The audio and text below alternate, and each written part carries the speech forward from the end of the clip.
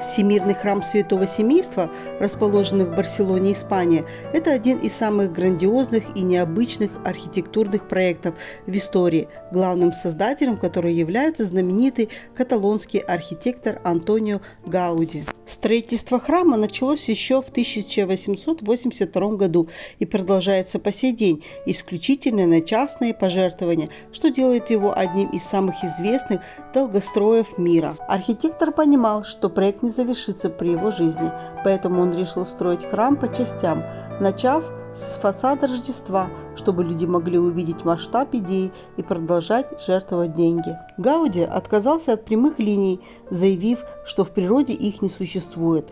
Он разработал уникальные древовидные колонны, гиперболические своды и сложные геометрические формы, которые распределяли вес здания без использования массивных внешних контр-опор. В 1926 году, 7 июня, Антуан Гауди трагически погиб, попав под колеса первого в Барселоне трамвая.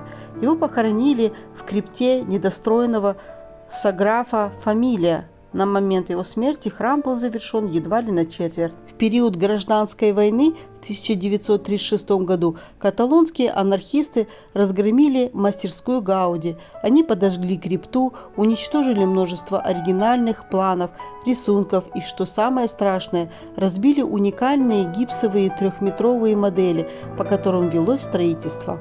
После войны архитекторы во главе с Франциском Кинтаной проделали титаническую работу. Они буквально по кусочкам собирали разбитые модели, чтобы восстановить замысел великого мастера.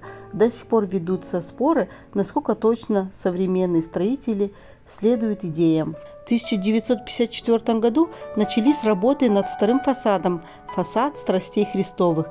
Контраст с фасадом Рождества был намеренным. Вместо мягких живых линий Гауди здесь появились резкие угловатые драматические скульптуры работы Жозепа Мария Субиракса. Скульптор работал над ними с 1980-х годов, вызывал поначалу немало споров в обществе из-за своего авангардного стиля. В 2010 году произошло историческое событие. Свод главного нефа был полностью закрыт, и Папа Римский Бенедикт XVI осветил храм, присвоив ему статус Малой Папской базилики. С этого момента внутри собора начались регулярные богослужения. Долгое время Саграфа Фамилия строилась очень медленно из-за нехватки средств. Однако в 21 веке, благодаря бурному росту туризма и современным технологиям, процесс невероятно ускорился. В конце 2025 года строители завершили возведение башни Девы Марии и 4 башен евангелистов.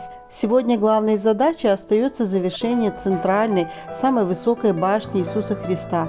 Ее высота составляет 172,5 метра, что делает Саграда Фамилия самым высоким религиозным сооружением в мире. Гауди специально спроектировал ее на полметра ниже барселонской горы Монжуик, считая, что творение человека не должно быть выше творения Бога. Внутри храм Святого Семейства выглядит совершенно не так, как классические средневековые готические соборы. Если снаружи он кажется массивным, каменным и похожим на причудливую скалу, то изнутри производит впечатление живого, залитого светом доисторического леса.